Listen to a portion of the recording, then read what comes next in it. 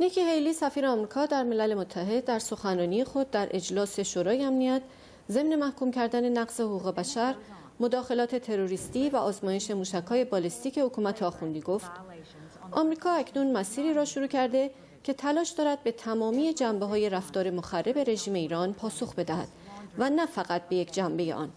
حیاتی است که جامعه بین‌المللی نیز همین کار را انجام بدهد و شورای امنیت سیاست خود را نسبت به این رژیم تغییر بدهد. بخشی از سخنرانی سفیر آمریکا در شورای امنیت را می‌بینیم. Thank you, Mr. President.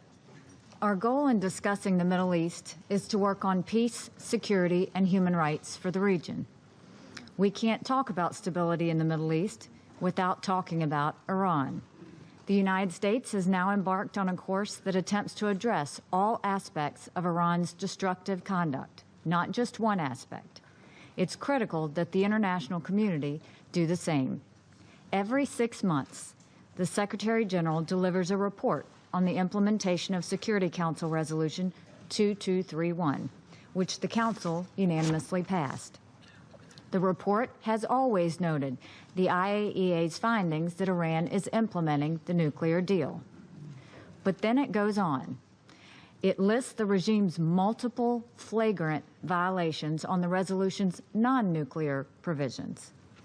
Every 6 months, the Security Council is presented with this laundry list of bad news, but somehow manages to only hear the good news.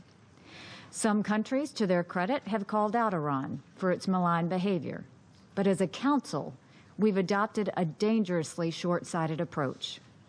Judging Iran by the narrow confines of the nuclear deal misses the true nature of the threat. Iran must be judged in totality of its aggressive, destabilizing, and unlawful behavior. The Security Council has repeatedly passed resolutions aimed at addressing Iranian support for terrorism and regional conflicts. But Iran has repeatedly thumbed its nose at those efforts. Worse, the regime continues to play this council. Iran hides behind its assertion of technical compliance with the nuclear deal while it brazenly violates the other limits on its behavior. And we have allowed them to get away with it. This must stop. The list of the Iranian regime's violations of Security Council resolutions is too long to repeat here, so I will confine myself to the highlights. Resolution 2231 bans the transfer of conventional weapons from Iran.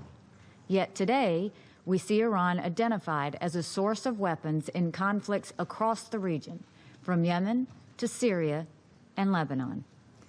The United States, France, Australia, Ukraine, and others have intercepted Iranian shipments of rocket-propelled grenade launchers, machine guns, and anti-tank missiles, among other weapons that are bound for Yemen. Resolution 2231 also bans travel outside Iran by senior Iranian officials, including Major General Soleimani. And yet, the Secretary General's report lists multiple press photos and reports of the general traveling to Syria and Iraq. You can even find pictures on social media of him visiting Russia. This is an open and direct violation of Resolution 2231. And yet, where's the outrage of this council? There's more, plenty more. In Resolutions 1701 and 1559, the Council unanimously called on Hezbollah to disarm. Nonetheless, Hezbollah is building an arsenal of war in Lebanon with weapons supplied by Iran. Again, none of this is going on in secret. The leader of Hezbollah talks openly about the support Iran provides. He has repeatedly boasted that sanctions can't hurt Hezbollah because, quote, everything it eats and drinks, its weapons and rockets, come from the Islamic Republic of Iran. And these are only the Iranian regime's activities on which the Security Council has taken a clear position. What about Iran's support of arms, financing, and training and fighters to the bloody Assad regime in Syria? And there's one more thing.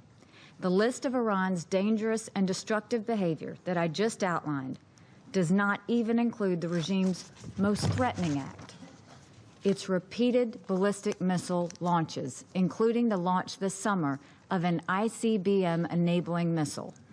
That should be a clarion call to everyone in the United Nations. When a rogue regime starts down the path of ballistic missiles, it tells us that we will soon have another North Korea on our hands. If it is wrong for North Korea to do this, why doesn't that same mentality apply to Iran? With our decision to take a comprehensive approach to confronting the Iranian regime, the United States will not turn a blind eye to these violations. We have made it clear that the regime cannot have it both ways. It cannot consistently violate international law and still be considered a fit and trusted member of the international community. This Council now has the opportunity to change its policy toward the Iranian regime. I sincerely hope it will take this chance to defend not only the resolutions, but also peace, security, and human rights in Iran. Thank you.